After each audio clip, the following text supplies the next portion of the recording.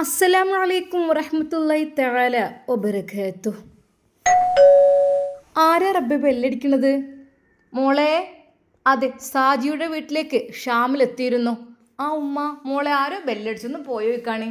ആ ഉമ്മ, അല്ലാ പഠിച്ചോനെ, ആരപ്പം ഈ സമയത്ത്? കുഞ്ഞോൾ വാതിൽ തുറക്കുവാൻ വേണ്ടി വീടിൻ്റെ മുൻപിലേക്ക് എത്തി. അസ്സലാമു അലൈക്കും. വലൈക്കും അസ്സലാം. പഠിച്ചോനെ, കുഞ്ഞോനോ, ഇങ്ങോട്ട് കയറി വാ. മോനെ, ഞാൻ നിന്നോട് പറഞ്ഞില്ല നേരിട്ട് ഇങ്ങോട്ട് വരാനൊക്കെ. അത് സാറിലെത്താം. അല്ല കുഞ്ഞോനിപ്പോൾ ഞാൻ എത്തിയങ്കാനയിൽ പോയി വരികയാണ്. പക്ഷേ നമ്മുടെ അനിയത്തിമാരെ കൂട്ടിക്കൊണ്ടുവരണമല്ലോ, അല്ലെങ്കിൽ നമ്മുടെ ഉപ്പാക്ക് സഹിക്കും അത്. അല്ലെങ്കിൽ എന്ത് കാര്യത്തിന് വേണ്ടിയിട്ടാണ് എത്തുക? അവരെത്തിയങ്കാനയിലൊക്കെ ചേർത്തിയത് അവർക്ക് എന്ത് സാമ്പത്തികമായിട്ട് ബുദ്ധിമുട്ടുള്ളത്? നോക്കാൻ കഴിയില്ല എന്നുള്ളത് കൊണ്ട് അവരങ്ങനെ ചെയ്യണോ? എന്നെ വിളിച്ച് ഏൽപ്പിച്ച് തന്നാൽ പോരെ, ഞാൻ നോക്കൂല എൻ്റെ പെങ്ങന്മാരെ. ശരിക്കും ഷാമിലിനെ സങ്കടമാണ് വന്നത്. എന്നാൽ അപ്പോഴേക്കും അത് അളിയനെത്തി. ഷാമിലിനെ കണ്ടതും അളിയന് വല്ലാത്ത വിഷമായി. സാറില്ലടാ, എന്തപ്പം ചെയ്യുക അളിയ, ഞാൻ എന്നോടൊരു വാക്ക് പറഞ്ഞിരുന്നെങ്കിൽ ഞാൻ എൻ്റെ മക്കളെ എത്തിയങ്കാനയിൽ കൊണ്ടുപോയിടാൻ സമ്മതിക്കില്ലായിരുന്നു. ഷാമിലിൻ്റെ മനസ്സ് വല്ലാതെ വേദനിച്ചിട്ടുണ്ട്. സ്വന്തം പെങ്ങന്മാളാണ്, എൻ്റെ ഉപ്പാൻ്റെ മക്കളാണ്. എന്നിട്ട് പോലും അവർ ചെയ്തത് കാട്ടിക്കൂട്ടിയത് ആലോചിക്കുമ്പോൾ എനിക്ക് പഠിച്ചോനെ, സാരല്ലടാ, ഒക്കെ ശരിയാവും ഇൻഷാ അല്ലാ. ഏതായാലും അങ്ങനെയൊക്കെ ചെയ്തു പോയി അവർക്ക് പഠിച്ചവൻ്റെ ഭാഗത്ത് തന്നെ കിട്ടും. ആ കുട്ടികളെയും ഒറ്റക്കാക്കി അവർ പോയത് എന്ത് കാര്യത്തിന് വേണ്ടിയിട്ടാണെന്നാവോ? എന്താണ് അവർക്ക് ഇവിടെ ബുദ്ധിമുട്ട് അറിയില്ല. അവർ ഓനിഷ്ടത്തിന് ചെയ്യുന്നവരാണ്, പറഞ്ഞിട്ട് കാര്യമില്ല അളിയ. എടാ, ആ ഒന്നും ശരിയാവില്ല, ഞാൻ അതിനെക്കുറിച്ച് ചിന്തിക്കേണ്ട. ബാപ്പയെ ഫസ്ക്ക് ചൊല്ലി പോയതല്ലേ, അതുകൊണ്ട് ഇനി ഒരിക്കലും ആ ഭാഗത്തെക്കുറിച്ച് ചിന്തിക്കേണ്ട. എന്തൊക്കെ തന്നെയായാലും തിരിച്ചു വരാതിരിക്കില്ല നരകിച്ചൊക്കെ. പഠിച്ചോൻ കാക്കട്ടെ. എന്തായാലും ഉപ്പയുടെ കാര്യത്തിൽ വിഷമിക്കണ്ട. പക്ഷേ മക്കളില്ലാതെ ഉപ്പയെ കൊണ്ടുവരാൻ പോയാലേ ഉപ്പ ചോദിക്കൂലേ, അപ്പം ഞാൻ എന്ത് ചെയ്യും? 3 പേരാണത്രേ അവിടെ കൊടുത്തിട്ടുള്ളത്. ആ ഒരു പേരിൽ ഒന്ന് അവരാണ്, ഒന്ന് അവരെ ജ്യേഷ്ഠത്തിയുടെ മോളും. ഇപ്പോൾ 2 പേര് ഗൾഫിലാണ്. ഇപ്പോൾ ഉള്ളത് അവരുടെ ജ്യേഷ്ഠത്തി തന്നെയാണ്. ഷാമിൽ, ഞാൻ ഒരു കാര്യം പറയാം. ഞാനും നീയും നമുക്കൊന്ന് പോയി നോക്കുക ജ്യേഷ്ഠത്തിയുടെ വീട്ടിലേക്ക്. അവിടെ പോയിട്ട് കാര്യങ്ങളൊക്കെ ഒന്ന് പറയാം. നമുക്ക് മക്കളെ വിട്ട് കിട്ടണമെങ്കിൽ അവരുടെ സൈൻ വേണം, അവരുടെ പേരെഴുതി ഒപ്പിടണം എന്നൊക്കെയാണ് നിയമങ്ങളെന്ന് പറയാം. കാരണം 3 പേരിൽ നമ്മളാരും ഇല്ല. കാരണം ഒന്നുകിൽ അവളുടെ സ്വന്തം ജ്യേഷ്ഠത്തിയായി അവളുടെ പേര് കൊടുക്കുക, അല്ലെങ്കിൽ ആങ്ങളയുടെ പേര്. അതൊന്നും ഇല്ലാതെ അവരുടേത് മാത്രം കൊടുത്ത് നമ്മളെന്ത് ചെയ്യാനാ? അങ്ങനെ അതാ അളിയൻ്റെ വാക്കുകൾക്ക് അവൻ ഷാമിൽ പറയുന്നു, എന്നാൽ ശരി, നമുക്ക് പോയി വരാം കുഞ്ഞോളെ, ഞങ്ങൾ പോയി വരാം ഇൻഷാ അല്ലാ. അങ്ങനെ അതാ അവർ വീട് വിട്ടിറങ്ങി. നേരെ അത് പോയത് റസിയുടെ വീട്ടിലേക്കായിരുന്നു. റസിയുടെ ഉമ്മ അവിടെ മുറ്റമടിച്ച് വരുന്നുണ്ടായിരുന്നു. ദൂരെ നിന്ന് ഷാമിലിനെ കണ്ടപ്പോൾ തന്നെ അവർക്ക് ശരിക്കും മനസ്സിലായി, ഇത് അല്ല. അവർ തട്ടമെല്ലാം ശരിക്കിട്ട് അവരോട്, അങ്ങോട്ട് പോരി, കയറിയിരിക്കി. ഞങ്ങൾ ഒരു അത്യാവശ്യ കാര്യത്തിന് വേണ്ടിയിട്ടാണ്. പൊന്നു മക്കളെ, എന്താ ചെയ്യുക? നിങ്ങളൊക്കെ എളാമാൻ്റെ ഒരു കാട്ടിക്കൂട്ടിലും കാര്യങ്ങളും കണ്ട് എൻ്റെ മോൾക്ക് അവിടെ നല്ലൊരു ജോലിയും കല്യാണം എന്തൊക്കെ പറഞ്ഞ് കേട്ടപ്പോത്തിന് ഓൾ വിരൽ പിടിച്ച് ഓടിയതാണ്. എന്ത് കാര്യത്തിന് വേണ്ടിയിട്ടാണെന്നാവോ? ഓൾക്ക് ഇവിടെ എന്തെങ്കിലും ബുദ്ധിമുട്ടുണ്ടോ? എന്നെ എമ്പാടും പൈസയും കാര്യങ്ങളൊക്കെ അയക്കണില്ല. ആ മക്കളെ നോക്കി ഇവിടെ നിന്നോടായിരുന്നോ? എന്താ ചെയ്യുക? ആ മക്കളെ ഒന്ന് നോക്ക്, അല്ലെങ്കിൽ ഒന്നും ഇവിടെ കൊടുന്ന് ഇട്ടിരുന്നു. റബ്ബേ, ഞാൻ എൻ്റെ പൊന്നു മക്കളെ പൊന്നുപോലെ നോക്കി. എൻ്റെ അനിയത്തിൻ്റെ മക്കൾ തന്നെയല്ലേ.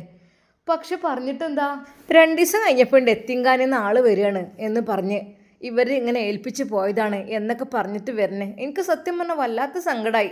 മക്കളെ കൊണ്ടുപോകുമ്പോൾ അവർ കരയായിരുന്നു. അതിനുള്ള പൈസയും കാര്യങ്ങളൊക്കെ കൊടുത്തിട്ടുണ്ടേക്കും, ആർക്കറിയാം. ഏതായാലും വല്ലാത്തൊരു സങ്കടം, മനസ്സിക്ക് വല്ലാത്തൊരു വേദനയായിപ്പോയി. റബ്ബേ, ഇത് ഞാൻ ആരോട് പറയും? എന്നാണ് അവൾ അഹങ്കാരം ഒന്ന് അവസാനിച്ച് കിട്ടുക? എൻ്റെ അനിയത്തിയെന്ന് പറഞ്ഞിട്ട് കാര്യമില്ല, തികച്ചും വ്യത്യസ്തമാണ്. ചെറുപ്പം മുതലേ അങ്ങനെ തന്നെ, ഇപ്പോഴും അങ്ങനെ തന്നെ അല്ലേ? എന്തോരം ആ മക്കളെ നോക്കി അവിടെ നിന്നോണ്ടിരുന്നു. ഭർത്താവിന് സ്ട്രോക്ക് വന്ന് വിചാരിച്ചുകാണ്ട് അദ്ദേഹത്തെ ചികിത്സിക്കാൻ കൊണ്ടുപോയെന്നൊക്കെ വിചാരിച്ചുകാണ്ട് ഇങ്ങനത്തെ ചിറ്റത്തരം ചെയ്യാൻ പാടുണ്ടോ? ഓള് ശരിക്കും അതാ ജ്യേഷ്ഠത്തി നല്ല രീതിയിൽ അവളെക്കുറിച്ച് പറയുന്നുണ്ട്. ഷാമിലും അളിയനും മിണ്ടാതെ നിന്നു. എന്തപ്പോൾ ചെയ്യുക, ഞങ്ങളുടെ ഉപ്പയാണല്ലോ ഈ വേദനയ്ക്ക് അനുഭവിക്കേണ്ടത് എന്ന് വിചാരിച്ചിട്ട്.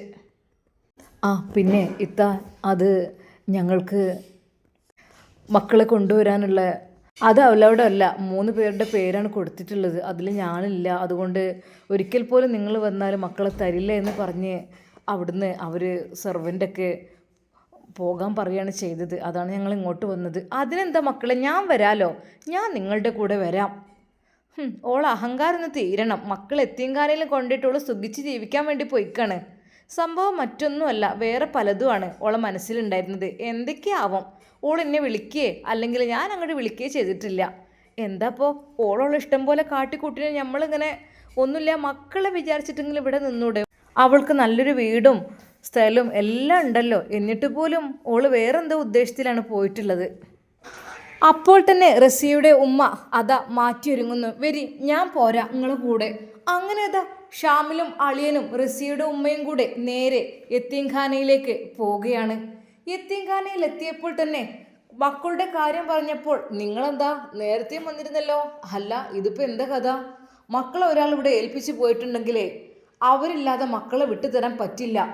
എന്നാൽ ആ നിമിഷം തന്നെ റസിയുടെ ഉമ്മ പറഞ്ഞു, അതിനെ 3 പേരുണ്ടല്ലോ, അവർക്ക് മക്കളെ വേണമെങ്കിൽ എപ്പോഴും വേണമെങ്കിൽ കൊണ്ടുപോകാം, പുറത്തേക്ക് കൊണ്ടുപോകാം എന്നൊക്കെയുള്ള നിയമങ്ങൾ ഉണ്ടല്ലോ, ഇതെന്ത് ഇങ്ങനെ? അതൊന്നും പറഞ്ഞിട്ട് കാര്യമില്ല. ആ ആൾ പറഞ്ഞിട്ടുണ്ട് ആര് വന്ന് ചോദിക്കുകയാണെങ്കിലും മക്കളെ കൊടുക്കരുത് എന്ന്.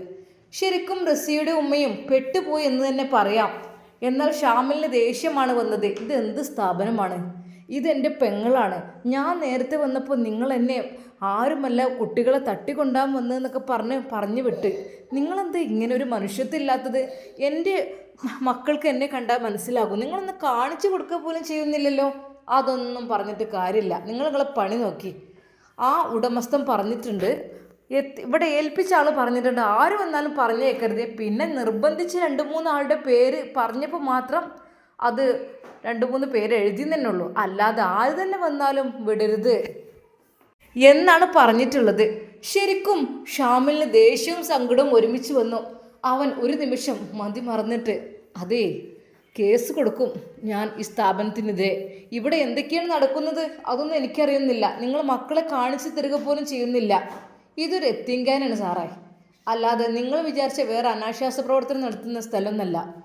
അങ്ങനെയാണെങ്കിൽ മക്കളെ ഒന്ന് കാണിച്ചു തന്നെന്ന് വിചാരിച്ചിട്ടെന്താ? അപ്പം നിങ്ങൾ കണ്ടില്ലേ നേരത്തെ വന്നപ്പോൾ, ഒന്ന് സംസാരിക്കുവാനോ ഒന്ന് മിണ്ടുവാനോ പറയുവാനോ ഒന്നും സമ്മതിക്കാതെ നിങ്ങൾ എന്താ ഇതിൻ്റെ ഉള്ളിൽ നടക്കുന്നത്? ശരിക്കും കംപ്ലൈൻറ്റ് ചെയ്യും ഞാൻ ഈ കാര്യത്തിൽ. നിങ്ങൾ കംപ്ലൈൻ്റ് ഒന്നും ചെയ്യാൻ നിൽക്കണ്ട, ഞങ്ങൾ കാണിച്ചു തരാം, പക്ഷെ മക്കളെ കൊണ്ടുപോകാൻ പറ്റൂല. അങ്ങനെ അതാ മക്കളെ അതാ വീണ്ടും വിളിക്കുന്നു. ആ 2 മക്കളും തൻ്റെ ഇക്കാക്കയെ കണ്ടപ്പോൾ വീണ്ടും അതാ വരുവാൻ വേണ്ടി, ഇക്കാക്ക ഞങ്ങളും പോരുന്നുണ്ട് എന്നുള്ള രീതിയിൽ. എന്നാൽ ആ മക്കളെ അവിടെ വെറും പഠിപ്പിക്കുക മാത്രമല്ലായിരുന്നു ചെയ്യുന്നത്. മക്കൾക്ക് എന്തൊക്കെയോ ജോലിയും കാര്യങ്ങളുമെല്ലാം അവിടെ കൊടുക്കുന്നുണ്ട്. പക്ഷെ പുറം ലോകം അറിയാനും പാടില്ല. അതുകൊണ്ട് തന്നെ പുറത്തുള്ളവർക്ക് അങ്ങോട്ട് പ്രവേശനവുമില്ല എന്നുള്ള രീതിയിലാണ് ഷാമിലിന് സങ്കടമാണ് വന്നത്. മക്കളുടെ രൂപമാകെ മാറിയിരിക്കുന്നു. പഠിച്ചോന്, ഇവിടെ ഭക്ഷണമൊന്നും അവർക്ക് കിട്ടാറില്ലേ? എൻ്റെ ഉപ്പ ഇത് കണ്ടാൽ ഹൃദയം പൊട്ടിപ്പോവും റബ്ബേ. എന്നാൽ അവിടുത്തെ അധികൃതർ അവരുടെ കൂടെ മക്കളെ വിടാൻ തയ്യാറല്ലായിരുന്നു. അതെ, അങ്ങനെ വിടാൻ പറ്റില്ല. എന്നാൽ ഷാമിൽ ഒരു നിമിഷം പറഞ്ഞു, ഞാൻ ആ കുട്ടിയുടെ ബ്രദറാണ്, കുട്ടികളുടെ. പിന്നെ ഇവിടെ കൊണ്ടുപോകാൻ സമ്മതമുള്ള, അതായത് നിങ്ങളുടെ ഇവിടെ എഴുതിയിട്ടുള്ള ആൾ കൂടെ വന്നിട്ടുണ്ട്. പിന്നെ എന്താ നിങ്ങൾക്ക് വിടുന്നതിൽ? അതൊന്നും പറഞ്ഞിട്ട് കാര്യമില്ല എന്ന് പറഞ്ഞ് സെക്യൂരിറ്റി ഒരിക്കലും അതിന് തയ്യാറല്ലായിരുന്നു. എന്നാൽ അവിടെ ഓഫീസുമായി അദ്ദേഹം ബന്ധപ്പെട്ടു എങ്കിലും അയാൾ വിടാൻ അവർ തയ്യാറായിരുന്നില്ല. അങ്ങനെ വിടാനൊന്നും പറ്റില്ല. പക്ഷെ ഷാമിലിന് തോന്നിപ്പോയി, ഇതെന്ത് സാധാരണ എത്തിങ്ങാൻ തന്നെയല്ലേ, കുട്ടികളെയൊക്കെ ഏറ്റെടുക്കാന്നൊക്കെ പറഞ്ഞിട്ട് ഇപ്പോൾ ഇത് എന്താ അതിനുള്ളിൽ നടക്കുന്നതെന്ന് പോലും അറിയുന്നില്ലല്ലോ. എന്നാൽ ഷാമിൽ ഒരു നിമിഷം പറഞ്ഞു, അതെ, കുട്ടികളെ വിട്ടു തന്നിട്ടില്ലെങ്കിൽ ഞാൻ പോലീസിൽ കേസ് കൊടുക്കും. എനിക്ക് കുറച്ച് കാര്യങ്ങളൊക്കെ ഇവിടുത്തെ ദുരൂഹതയായിട്ട് തോന്നിയിട്ടുണ്ട്. അതുകൊണ്ട് തന്നെ നിങ്ങൾ പെട്ടെന്ന് തന്നെ എൻ്റെ മക്കളെ വിട്ടു തരണം, അല്ല എങ്കിൽ ഞാൻ പോലീസിൻ്റെ സഹായം തേടേണ്ടി വരും. എന്നാൽ അപ്പോൾ തന്നെ സെക്യൂരിറ്റി അവിടെ പോയി പറഞ്ഞു, അതെ പോലീസിനെ വിളിക്കുന്നൊക്കെ പറയുന്നുണ്ട്. എന്നാൽ അതുകൊണ്ട് ഒഴിവാക്കി കൊടുത്തേക്ക്, ഇതിപ്പോൾ ഒരു ബിസിനസ്സും ഒന്നും നടത്താനും സമ്മതിക്കാത്തൊരു സാധനങ്ങൾ. എന്നാൽ സെക്യൂരിറ്റി പറഞ്ഞു, ഇതിൽ സൈൻ ചെയ്തോളൂ. അവിടുത്തെ വാർഡനും അങ്ങോട്ട് വന്നു, മക്കളെ കൊണ്ടുപോയിക്കോളൂ. പിന്നെ ഇനി മേലിൽ ഈ രീതിയിലുള്ള കേസുകളായിട്ട് നിങ്ങൾ ഇങ്ങോട്ട് വരരുതിട്ടോ. നിങ്ങൾ ഓരോന്ന് പറഞ്ഞ് കുട്ടികളെ തരും, പിന്നെ തോന്നുമ്പോൾ ഇറക്കി കൊണ്ടുപോകും. അതാ നിങ്ങളുടെ. പക്ഷെ പോലീസിനെ വിളിക്കുമ്പോൾ എന്താണ് അവർക്ക് ഇത്ര ഭയം എന്നുള്ള കാര്യത്തിൽ ഷാമിലിന് ചെറിയൊരു ടെൻഷൻ ഉണ്ടായിരുന്നു. എന്നാലും മക്കളെ കിട്ടി. ഹോ ഇക്കാക്ക എന്ന് പറഞ്ഞ് മക്കൾ അതാ അവനെ കെട്ടിപ്പിടിച്ചു. മക്കളെ നമുക്ക് പോവാട്ടോ നമ്മളെ വീട്ടിലേക്ക്. ഇക്കാക്ക എന്താ മക്കളെ? അതെ, ശരിക്ക് എല്ലും തോലുമായ ആ മക്കളുടെ രൂപം കണ്ട് അവൻ്റെ ഹൃദയം പൊട്ടിപ്പോയി. പഠിച്ചോൻ എന്ത് നല്ല മക്കളായിരുന്നു. അപ്പോൾ തന്നെ അവർ അതാ അവിടെ നിന്ന് പുറപ്പെട്ടു. ഒന്നും വേണ്ട, ഒരു സാധനം ഒന്നും വേണ്ട, അതൊക്കെ ഇവിടെ നിന്നോട്ടെ, മക്കൾക്കെല്ലാം ഞാൻ വാങ്ങിത്തരും കേട്ടോ ഇക്കാക്ക. അതെ, ആ മക്കൾക്ക് എന്തൊക്കെയോ പറയാനുണ്ട് എന്നൊരു തോന്നൽ. എങ്കിലും ഷാമിൽ ആ മക്കളെ നല്ല രീതിയിൽ ചേർത്ത് പിടിച്ച് നേരെ വീട്ടിലേക്ക് പോവുകയാണ്. അളിയ എന്നാൽ ഞാനങ്ങോട്ട്. എന്നാൽ അതിനിടയിൽ റസിയയുടെ ഉമ്മയെയും അവിടെ ഇറക്കി കൊടുത്തു. അവരും പറഞ്ഞു പഠിച്ചോൻ എന്ത് പൂ പോലുള്ള മക്കളായിരുന്നു. മക്കൾ രൂപമായത് കണ്ടില്ല. ചില കുട്ടികൾ നന്നാവലേക്കാരം ഇങ്ങനത്തെ എത്തിങ്കാനിലൊക്കെ കയറി കഴിഞ്ഞാൽ. പക്ഷേ ഈ കുട്ടികൾക്ക് എന്താ റബ്ബേ പറ്റിയത്? തിന്നാനും കൊടുക്കലില്ലേ എന്നുള്ള രീതിയിൽ അവർ സങ്കടപ്പെട്ടു. മൂത്തമ്മാൻ്റെ കൂടെ നിൽക്കണോ? വേണ്ട, ഞങ്ങൾ ഇക്കാക്കാൻ്റെ കൂടെ പോയിക്കോളാം, ഞങ്ങൾ ഉപ്പയെ കൊണ്ടുവരാൻ പോവാണ്. ആ മക്കൾ പറഞ്ഞപ്പോൾ ശരിക്കും അവരുടെ കണ്ണുകൾ നിറഞ്ഞു. പഠിച്ചോനെ, എൻ്റെ അനിയത്തി കാട്ടിക്കൂട്ടി പോയതുകൊണ്ടല്ലേ ഈ മക്കളുടെ സ്ഥിതിഗതികളൊക്കെ ഇങ്ങനെയായത്. പടച്ച റബ്ബേ നീ കാത്ത് രക്ഷിക്ക്. അങ്ങനെ അതാ ഷാമിൽ മക്കളെയും കൂട്ടി നേരെ അവരുടെ സ്വന്തം വീട്ടിലേക്കെത്തി. എന്നാൽ ആ വീട് നിശബ്ദമായിരുന്നു. എന്നാൽ ഷാമിലിൻ്റെ മുഖത്തേക്ക് നോക്കി മക്കൾ ചോദിച്ചു, ഉമ്മച്ചി എവിടെ ഇക്കാക്ക? ഉമ്മ, ഉമ്മച്ചി, ഉമ്മ എവിടെ ഇക്കാക്ക? ഉമ്മച്ചി. മക്കളെ നിങ്ങളോട് പറഞ്ഞില്ലേ ഉമ്മച്ചി? പറഞ്ഞിട്ട് വേഗം വരുമെന്ന് പറഞ്ഞല്ലോ. ഞങ്ങളോട് പറഞ്ഞു ഞാൻ വേഗം വരും, ഒരാഴ്ച കൊണ്ട് വരുമെന്ന് പറഞ്ഞതാണല്ലോ. ഉമ്മച്ചി വന്നിട്ടില്ല? ആ മക്കളുടെ ചോദ്യത്തിന് മുമ്പിൽ ഷാമിൽ ഒരു നിമിഷം തളർന്നു പോയി. റബ്ബേ, മക്കളുള്ള മാതാപിതാക്കളൊക്കെ ഈ രീതിയിലുള്ള ക്രൂരതകളൊക്കെ ചെയ്തു കഴിഞ്ഞാൽ റബ്ബേ ആ മക്കളുടെ കണ്ണുനീരിന് എന്ത് വില കൊടുക്കേണ്ടി വരും? അവരുടെ സുഖം നോക്കി പോകേണ്ട വല്ല ആവശ്യമുണ്ടോ? ഗൾഫെന്ന് വെച്ചാൽ എല്ലാവർക്കും അറിയുന്നതല്ലേ. ഞാൻ അത്യാവശ്യം പോയി ക്യാഷ് ഉണ്ടാക്കുന്നുണ്ട്, അയക്കുന്നുണ്ട്, അവരുടെ ചിലവിനെല്ലാം കൊടുക്കുന്നുണ്ട്. പക്ഷേ എന്തോ അറിയില്ല, അവർക്ക് ക്യാഷ് മാത്രമല്ല ലക്ഷ്യമെന്ന് തോന്നുന്നു. എന്തൊക്കെ തന്നെയാലും ഉമ്മുൽ ഖൈറിൻ്റെ ഭർത്താവ് അറബിയുടെ അടുത്തേക്കല്ലേ പോയിട്ടുള്ളത്. അത് പണി കിട്ടാൻ ചാൻസ് ഉണ്ട്. ഉമ്മുൽ ഖൈർ തന്നെ വെറുത്തതാണ് അയാളെ. അതെ, അവരെ ഡൈവേഴ്സ് ചെയ്യണം എന്ന് വരെ പറഞ്ഞു നിൽക്കുകയാണ്. അതിനിടയിലേക്കാണ് മറ്റവർ കയറിപ്പോയിരിക്കുന്നത്. എന്തൊക്കെ തന്നെയാലും അത്യാവശ്യം പണി കിട്ടാൻ ചാൻസ് ഉണ്ട്, ഷാമിൽ മനസ്സിൽ വിചാരിച്ചു. എന്നാൽ ആ കുഞ്ഞുമക്കളുടെ മുഖത്തേക്ക് നോക്കുമ്പോൾ അവൻ്റെ കണ്ണുകൾ നിറഞ്ഞു. മക്കളെ, നാളെ തന്നെ നമുക്ക് ഉപ്പച്ചിയെ കൊണ്ടുവരാൻ പോകട്ടോ. ഉപ്പച്ചിയെ കൊണ്ടുവരുമോ? മാഷാ അല്ലാ. ആ മക്കൾക്ക് വല്ലാത്ത സന്തോഷമായി. എൻ്റെ മക്കളെ കൈകളൊക്കെ എന്താ ഇങ്ങനെ? അത് ഞങ്ങൾക്ക് എത്തിങ്കാനക്കുള്ളിൽ നിന്ന് നല്ല പണി തരാറുണ്ട്. ഓരോ പണി ചെയ്യണം, അല്ലെങ്കിൽ അടിക്കും അവർ. ഓരോ ജോലികളൊക്കെ ചെയ്യിപ്പിക്കും ഞങ്ങളെ കൊണ്ട്. ഞങ്ങൾ പറയും വീട്ടിൽ പോകണമെന്ന് പറയുമ്പോൾ സമ്മതിക്കില്ല. ഇനി നിങ്ങൾക്ക് വീട്ടിൽ പോകാൻ പറ്റില്ല, ഇവിടെ തന്നെയാണ് നിങ്ങളെ വീട് എന്ന് പറയും. അവളെ അവിടുത്തെ ആൾ അടിച്ചിരുന്നു. എന്തിനാ മോളെ? അത് അവളോട് കുറേ പാത്രങ്ങളുണ്ടായിരുന്നു, അതൊക്കെ കഴുകി വെക്കാൻ പറഞ്ഞപ്പോൾ അവൾ കുറച്ച് സമയം അവിടെ ഇരുന്നു അതിന് വേണ്ടിയിട്ട്. പിന്നെ അവിടെ ക്ലീൻ ചെയ്യലും ബാത്റൂം കഴുകിക്കലൊക്കെ ചെയ്യും, എല്ലാ ജോലിയും ചെയ്യണം. അതുമാത്രമല്ല അവിടെ എന്തോ ഒരു മാല കോർക്കുന്ന പണിയൊക്കെ ഉണ്ട്, അത് നമ്മൾ ചെയ്തിട്ട് കൊടുക്കണം. അപ്പോൾ അവർ വിൽക്കാൻ കൊണ്ടുപോകും. അങ്ങനത്തെ പണികളും ഒക്കെ കുറേ ചെയ്യാനുണ്ട്. പഠിക്കാനും മാത്രമല്ല കുറേ പണികളാണുള്ളത് അവിടെ. ശരിക്കും ആ മക്കളുടെ ദയനീയമായ അവസ്ഥ കണ്ടപ്പോൾ അത് ശരിക്കും ഷാമിലിൻ്റെ ഹൃദയം പൊട്ടിപ്പോയി. മക്കളെ ജയിലിലിട്ട പോലെയാണോ അവിടെ വളർത്തുന്നത്? അതെ, എങ്ങോട്ടും കളിക്കാനൊന്നും വിടൂല, എപ്പോഴും ജോലി ചെയ്യണം, അങ്ങനെയൊക്കെയാണ്. ഭക്ഷണത്തിൽ വരാൻ ലേറ്റായി കഴിഞ്ഞാൽ പിന്നെ തരൂല, കുറച്ചേ തരുള്ളൂ. പിന്നെ അപ്പോൾ അനിയത്തി പറഞ്ഞു, ഇത്താത്തയുടെ കയ്യിൽ നിന്ന് ഭക്ഷണത്തിൻ്റെ പ്ലേറ്റ് വീണുപോയി, അതിൽ പിന്നെ ഇനി തരൂല എന്ന് പറഞ്ഞു. ഇത്താത്ത കുറേ കരഞ്ഞു. സത്യം പറഞ്ഞാൽ ഷാമിൽ ആ ഒരു അവസ്ഥയെല്ലാം കേട്ട് ഞെട്ടിപ്പോയി. റബ്ബേ അല്ലാ, കൊച്ചുമക്കളോട് ഇത്രയധികം ക്രൂരത കാണിക്കാൻ പാടുണ്ടോ? അതിനുള്ളിലേക്ക് എന്താണ് നടക്കുന്നതെന്ന് പോലും അറിയുന്നില്ലല്ലോ. പടച്ചോനെ അല്ലാഹുവേ, ഇങ്ങനെയുള്ള സ്ഥാപനങ്ങൾ കേട്ടിട്ടുണ്ട്, പക്ഷേ ഇതല്പം ക്രൂരമായ രീതിയിലായിപ്പോയി. അല്ലാ, മക്കൾ വിഷമിക്കണ്ട കേട്ടോ, ഇനി ഒരിക്കലും ഇക്കാക്ക് അവരെ വിട്ടുകൊടുക്കൂല. എന്നാൽ ആ രാത്രി മക്കളുടെ കൂടെ തന്നെ ഷാമിൽ കിടന്നു. എന്നാൽ അവൻ്റെ മനസ്സിലേക്ക് ആ ബുഷിയുടെ മുഖം ഓർമ്മ വന്നു. ബുഷി, എൻ്റെ ജീവിതം പ്രാരാബ്ദങ്ങളും ബുദ്ധിമുട്ടും നിറഞ്ഞതാണ് ബുഷി. ഒരിക്കൽ പോലും എൻ്റെ കൂടെ ജീവിക്കുകയാണെങ്കിൽ നിനക്ക് നല്ലൊരു സമാധാനം കിട്ടില്ല. കാരണം എപ്പോഴും ഇതൊക്കെയാണ് സ്ഥിതി. മക്കളെ സംരക്ഷിക്കണം, എനിക്ക് ഉപ്പയെ സംരക്ഷിക്കണം, സംരക്ഷിച്ചേ മതിയാവും. അതുകൊണ്ട് ബുഷി, ഞാൻ നിനക്ക് വേണ്ടി ഒഴിഞ്ഞു തന്നിരിക്കുന്നു. നിനക്ക് കല്യാണാലോചനകൾ വരുന്നുണ്ടെന്ന കാര്യം നിങ്ങളുടെ അറബി ഉമ്മയോട് പറഞ്ഞതായിട്ട് ഞാൻ അറിഞ്ഞു. അത് ഞാനൊരിക്കലും അതിന് തടസ്സം നിൽക്കുന്നില്ല. നിനക്ക് നിൻ്റെ ഇഷ്ടമുള്ള ജീവിതം സ്വീകരിക്കാം. എനിക്ക് നിന്നെ പൂർണ്ണമായി സംരക്ഷിക്കുവാനും നിൻ്റെ കാര്യം ഏറ്റെടുക്കുവാനും കഴിയും എന്നുണ്ടെങ്കിൽ തീർച്ചയായും ഞാൻ നിന്നെ സംരക്ഷിക്കുമായിരുന്നു. പക്ഷേ എനിക്ക് ഒരുപാട് പ്രാരാബ്ദങ്ങളുണ്ട് ബുഷി. എൻ്റെ സ്ഥിതി അതാണ്. എൻ്റെ കുഞ്ഞു മക്കളെ വിട്ട് എനിക്കൊന്നും ചെയ്യാൻ പറ്റില്ല. അവരുടെ കാര്യം ഒരു ഉമ്മയുടെ സ്ഥാനത്ത് നിന്നും ഉപ്പയുടെ സ്ഥാനത്ത് നിന്നും ഞാൻ നോക്കണം. അതെൻ്റെ കടമയാണ്. അതല്ല എങ്കിൽ പടച്ച റബ്ബ് എന്നോട് ചോദിക്കും. ബുഷി, അവൻ മനസ്സിൽ ബുഷിയെ കണ്ടുകൊണ്ട് ഓരോന്ന് ആലോചിച്ച് കിടന്നു. പഠിച്ചോനെ, നാളെ ഉപ്പയെ കൊണ്ടുവരാൻ വേണ്ടി പോകുമ്പോഴേ റബ്ബേ ഉപ്പ ചോദിക്കൂലേ എവിടെ സുലു എവിടെ എന്നുള്ള ആ ഒരു ചോദ്യത്തിന് ഞാൻ എന്ത് ഉത്തരം പറയും റബ്ബേ?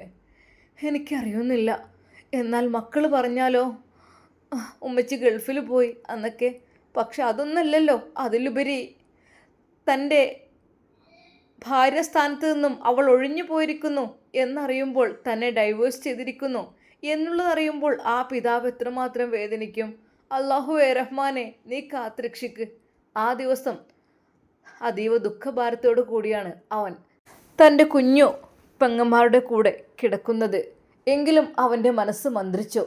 അതെ, നീ ആ പെൺമക്കളെ സംരക്ഷിക്കുകയാണെങ്കിൽ, അവർക്ക് താങ്ങും തണലുമാകുമായിരുന്നെങ്കിൽ ഒരു പക്ഷേ നിൻ്റെ വിവാഹത്തിനേക്കാളും വലിയ പ്രതിഫലം അല്ലാഹു സുബ്ഹാനഹു വ തആല നിനക്ക് നൽകും. ഷാമിലെ, നീ നിൻ്റെ പിതാവിനെയും നിൻ്റെ പെങ്ങന്മാരെയും സംരക്ഷിച്ചോളൂ. അല്ലാഹു നിനക്ക് അതിനുള്ള പ്രതിഫലം നൽകും. ഷാമിലെ, നീ വിഷമിക്കണ്ട. അതെ, തന്നോട് ആരോ പറയുന്ന പോലെ അവൻക്ക് തോന്നുകയാണ്. എന്നാൽ ആ നിമിഷവും അവൻ ദുആ ചെയ്തു. ബിസ്മില്ലാഹി തവക്കൽതു അലല്ലാഹ്. റഹ്മാനെ, ഞാൻ എൻ്റെ എല്ലാ കാര്യങ്ങളും നിന്നെ ഏൽപ്പിക്കുന്നു. അല്ലാഹ് റഹ്മാനെ, എൻ്റെ മനസ്സ് നീ അറിയുന്നവനാണ്.